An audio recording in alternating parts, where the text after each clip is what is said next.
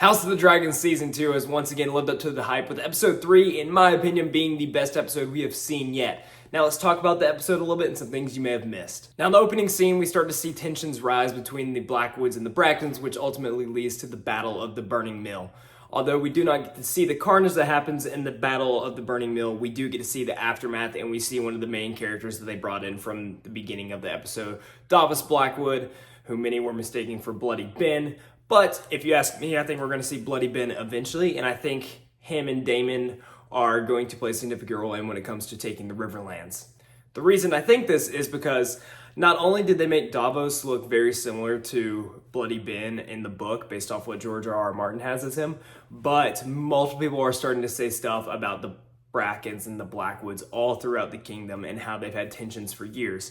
And I don't think this is something that you could just overlook. I think since we have spent so much time talking about them and their names have been brought up so many times, that there is going to be some other significant role that the Blackwoods are going to play in the series. While we're on that subject, let's go and talk about Daemon and Harrenhal. Not only is this dude having to Scooby-Doo around the broken, half-flooded castle, he finally gets there and they've kind of like, yeah, we pledged to Rhaenyra. I think those guys are pretty fed up with all the stuff that happened to them, and they pretty much know that Larys was responsible for the death of, well, you know.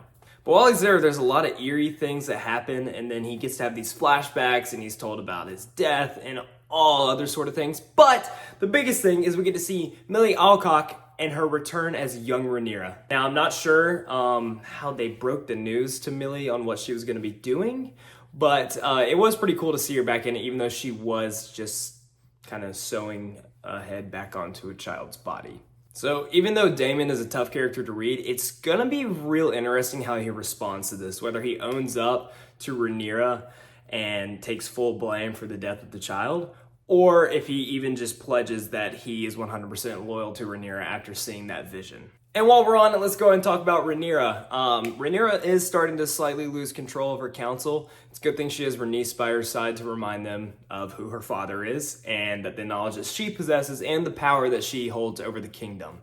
Rhaenys reminds them that King Viserys ruled longer than any other Targaryen, and that Rhaenyra was the right fit for the throne, who he chose, especially because he did not rule with a hateful fist and brutality.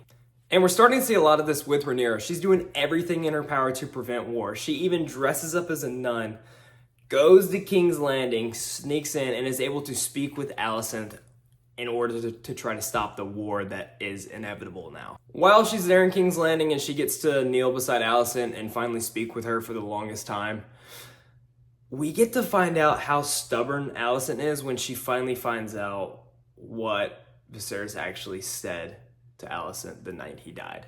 I'm sure you all have seen the memes by now, but for Alicent to be that stubborn and walk off after realizing she's wrong just shows how shitty of a person she is, and thousands are going to die because of her, and she seemed really to not care because, I don't know, it's kind of the stick your nose up in the air, you know?